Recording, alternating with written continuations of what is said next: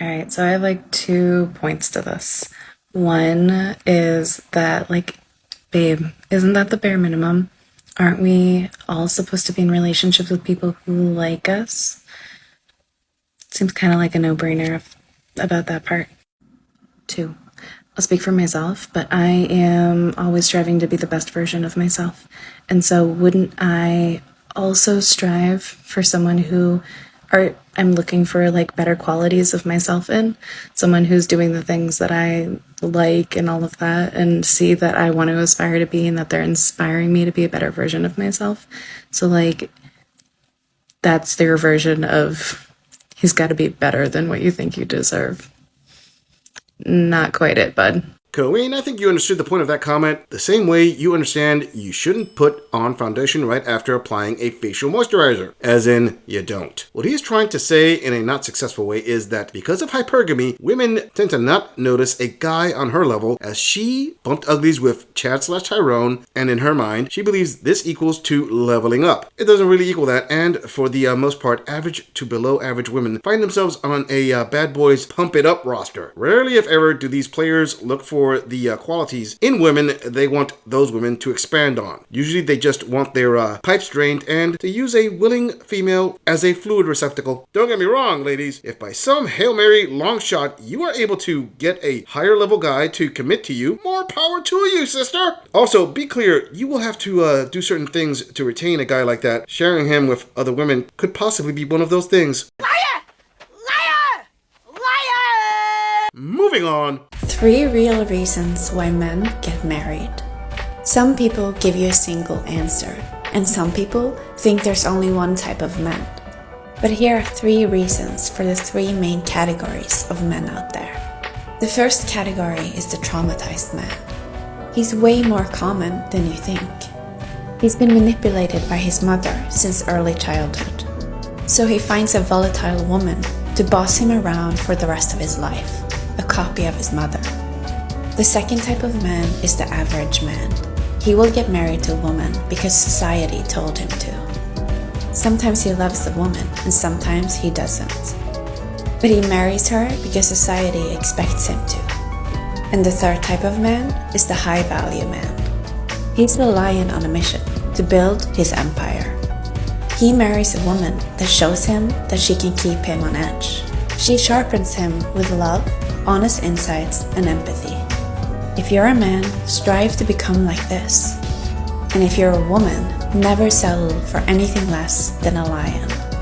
Okay, let's use her own numbers as to why men get married. 1. The traumatized man, as in traumatized by his mother. You know, considering how many men have been raised in single mother households, this isn't exactly untrue. I have to admit, she got my ear on this one. Maybe it can be argued that this isn't a 3rd round draft pick of a reason, but I would not doubt it makes the top 10 on more than one list. Bravo, points to you there, Colleen. 2. The average man who will get married because society told him to. Now, this one is not as convincing as the previous one, but I get where she is coming from. For the most part, men get married because they want a family with kids, not because society told them to, although I will acknowledge, since men are waking up in the West on the realities of family courts, it could be argued the marriage pressure comes from external sources. 50-50 on that one. 3. High value man. I have got to disagree with her here. Now, I do recognize that married men make more money than single men. To say a man gets married because he wants to be a HVM is incorrect. Ladies, successful men will be successful regardless if they are married or single. The difference is a single man doesn't have to earn as much as a married man to save equal or more money. Chances are a higher percentage of the money a married man earns is already allocated to be spent on his family's expenses. A single man can save a far higher percentage of the money he earns. Usually those men will achieve some level of success regardless of the taco he put a ring on or not. Also of note, the wealthiest women in the world got their money through divorce or inheritance. That's not much incentive to get married, now is it? How about new? Moving on. Trust me when I say this. I know where the girls are coming from when they say to decenter men and that you shouldn't put any value into what men think of you or how they treat you because they're dog most of the time. Okay? I get that and I understand it. The problem I have is, as a straight heterosexual woman who's attracted to straight heterosexual men and would like to experience a romantic heterosexual relationship with a man, but has never had the opportunity to do so, it makes it hard to really accomplish that.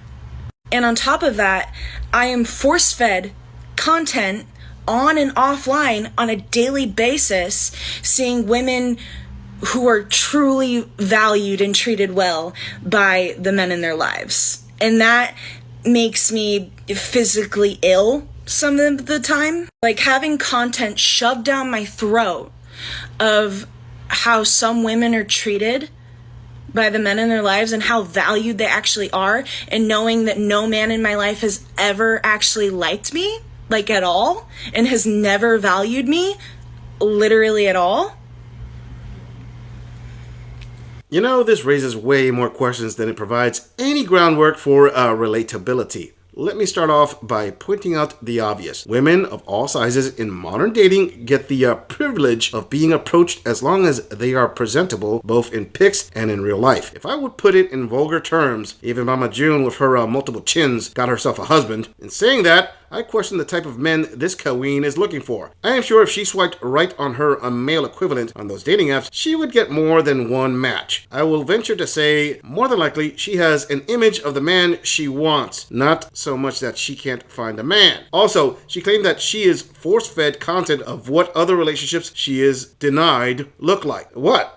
Is someone tying her down and taping her eyes open while playing some rom-coms? That's a tough sell there, sister. How about we dial that back to more than likely she is making mental notes of these things via her subconscious and loneliness, tag teaming her worse than the Judgment Day, making a title defense. I must break you. It kind of does something to the psyche and your self-worth and your self-esteem, no matter how much self-confidence you have. You know? And my self-confidence and my journey with that has been a journey, you know?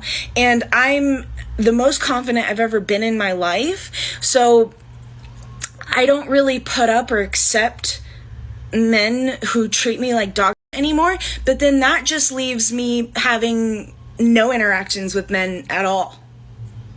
I don't think people really understand it unless they've been in this exact position themselves.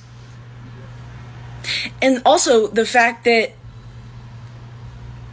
my connection has to come from friends and family, whereas those friends and family already have partners, and then they get their connection from them, and then I get the leftovers. And that feels really good also. Literally no amount of self-love will replace what a romantic relationship can do for people. That's an inconvenient, sad truth that I feel like no one on this app really wants to accept. Sister, I don't want to sound like a grumpy old gorilla, but I'm going to sound like a grumpy old gorilla. A lot of the gripes she is continuing to harp on are as much in her control as her decision to make this video. I already mentioned her attempts to date men in her same physical league. How about the other obvious thing like, oh, I don't know. If she continues to gripe about the difficulties of competition in her current fight weight category, she can move down to a lower fight weight category through several steps. Notice how that is something in her control, unlike other issues such as height. Ladies, I'm sorry, but when you go on a tear about, woe is me because I am not getting the attention or relationship I want, 90% plus of all men are just gonna tell you to cry them a river. Do I really have to say why? How come? Tell me why! Say it! Say it! It's because in reality, if you have halfway average-looking face symmetry, as she does, you don't have any bad habits that disqualify you, your pulse is active, and you can put two sentences together, men will date you, regardless of your dress size taking up half a zip code. Men in similar weight classes cannot say the same. They just want to shove self-love down your throat and individualism down your throat until you are so sick and tired of it that you come on this app, like I'm doing right now, and ranting about it. I just would love for a man to see me as the person that I really am, rather than what I can provide for him. because I realize that's why a lot of women are in romantic relationships and partnerships with men, is that they have this currency that they can provide for men, this social status. And because I'm not skinny, I can't give that to them. I'm still me. I wouldn't change. Only my body would. But then automatically that gives them value. That gives them social currency. Even though I didn't change. In here, I didn't change. Just my body did. And so many women do that. And they go through that just so that they are valued. And how sad is that? How sad is that? But that's just how the world is. That's just, you got to play the game.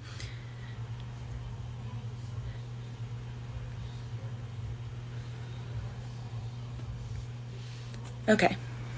I am sorry, women and men look at each other for what they can provide for each other. Unconditional love in an intimate relationship is a myth. And again, if a lighter woman is providing a man the social currency he requires to take her out, well, it is in a woman's control to trim down some now, isn't it? How dare you? And sorry, when a person has a drastic change in their personal body weight, it's not like the only thing they have to do is swap out a few t-shirts and jeans. Nope, that encompasses a change in lifestyle and attitude. Just like bodybuilding isn't only about the exercises, it's also about the lifestyle discipline. Same difference from going from, say, 300 pounds to 140 pounds. Eating habits, exercises, energy levels, outlook, precautions, attitude, experiences, all drastically change along with the weight. Also, since when is a woman taking accountability for her personal health and becoming a better physical version of herself sad exactly? Well, yeah, you got to play the game if you want to experience a dedicated taco sour cream filler. There, Coen.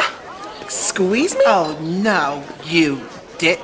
Moving on. One, if he doesn't come after you, he doesn't want you. Stop the excuses. You deserve to be pursued. I've said it before, I'll say it again, and I'll say it for the rest of my life. You only want to be romantically involved with men that really, really, really like you. And a man that really, really, really likes you is going to pursue you. He's going to ask you for your number. He's going to approach you. He's going to drive however long it takes to go see you. I wholeheartedly believe a relationship will not work unless the man loves you more. And don't even start with, what if he's shy? I don't buy that. A guy can be super shy, but if he sees his dream girl, he's going to approach her one way or another. Maybe not that day, maybe the next day, maybe the year after, but he's going to. And if he doesn't, it's because he knows that he's not good enough for her. So how many of you guys have approached the shy guy, right? Because he's so shy to do it himself. So you gotta be a strong, independent woman and go up to him. How did that turn out? I can assure you it did not turn out good.